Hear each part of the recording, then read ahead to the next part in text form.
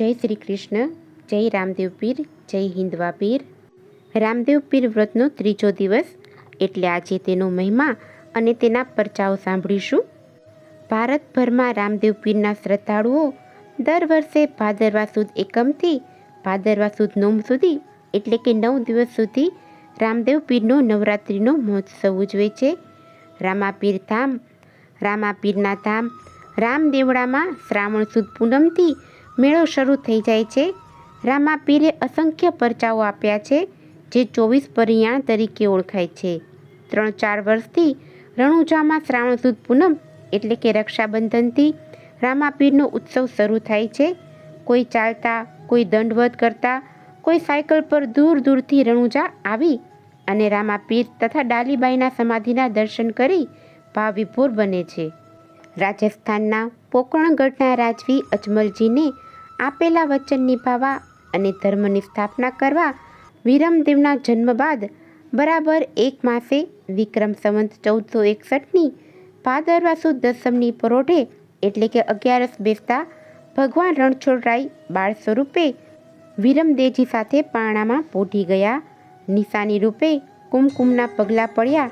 આ જોઈ અજમલજી સમજી ગયા કે વચન પ્રમાણે પ્રભુ પધારી ચૂક્યા છે અને તેમણે બીજા બાળકનું નામ રામદેવજી રાખ્યું. અષાઢ સુદ બીજના દિવસે રણુજામાં રામાપીરે પાટોત્સવ કર્યો અને શિવે શક્તિને નીચા ધર્મ અને ગૃહસ્થા ધર્મ વિશે વાત કહેલી. તે વાત રામાપીર ઉપસ્થિત રહેલ સર્વને જણાવે છે. નીચ એટલે પોતાનો ધર્મ. નીચા ધર્મના આદ્ય સ્થાપક શિવ અને શક્તિ છે. આ નીચા ધર્મમાં સ્ત્રી કે પુરુષના કોઈ ભેદભાવ નથી. જ્ઞાતિ જાતિના કોઈ ભેદભાવ નથી. જે પુરુષ પર સ્ત્રીને પોતાની માતા સમાન માની મનમાં દ્રઢ માતૃત્વ ભાવ રાખે અને તે જ રીતે સ્ત્રી પણ પુરુષને સગા ભાઈ જેવો સમજે તેવા લોકોને જ આ નીચા ધર્મમાં સ્થાન છે. ગૃહસ્થાશ્રમ એ માનવ સેવા છે. મહાધર્મનું એ પહેલું પગથિયું છે. જેમને પૂર્વજન્મમાં ભક્તિભાવ ભરેલો કે એવા પતિ પત્ની એકમતવાળા હોય છે.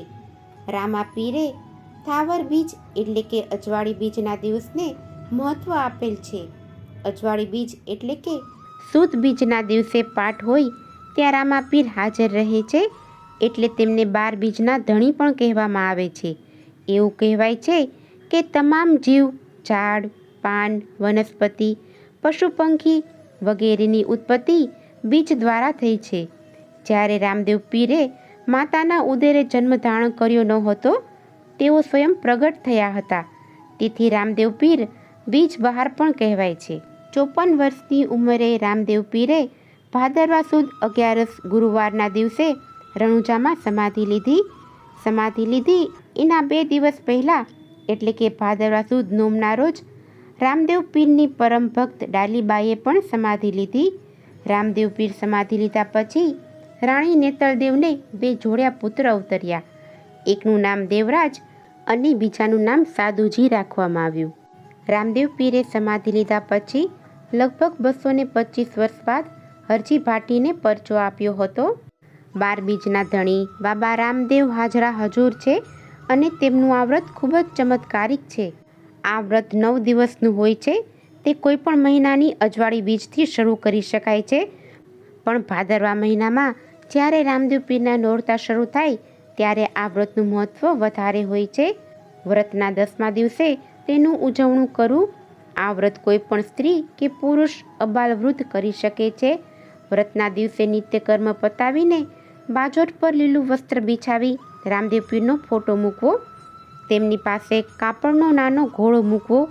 દીવો ધૂપ કરી તેમજ અગરબત્તી કરી રામદેવ પીરના પરચા વાંચવા. વ્રતના દિવસે ફરાળ લેવાની છૂટ છે. તેમજ વ્રતના દિવસે એકટાણું જ કરવું. 10મા દિવસે ઉજવણું કરવું. તે દિવસે રામદેવ પીરને ધૂપ દીપ આરતી કરવી. ત્યાર પછી સવાસે લોટની સુખડીનો થાળ ધરાવવો. સુખડીનો પ્રસાદ સગા સંબંધી તેમજ આડોશ પાડોશમાં વહેંચી દેવો. પ્રસાદ વહેંચી લીધા બાદ રામદેવ પીરનો ફોટો તેમજ કાપડનો ઘોડો રામદેવ પીરના મંદિર અથવા નદીમાં પધરાવી દેવો. આ વ્રત ખૂબ જ ચમત્કારિક છે. તેનાથી ધારેલું કામ અચૂક સફળ થાય છે. હવે આપણે રામદેવ પીરના પરચા સાંભળીશું. રામદેવજીના આગમન અને પ્રાગટ્ય પછી પોકરણગઢ પાવન થઈ ગયું છે. બાળકના રૂપમાં પ્રભુ અવનવા પરચા પૂરી રહ્યા છે.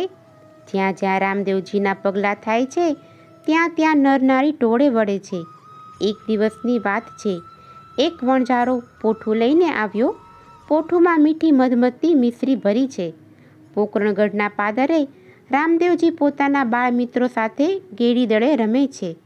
વણઝારો પોતાનું પોઠું લઈને ત્યાંથી પસાર થયો ત્યારે રામદેવજીએ પૂછ્યું કે ભાઈ, આ પોઠુંમાં શું ભર્યું છે?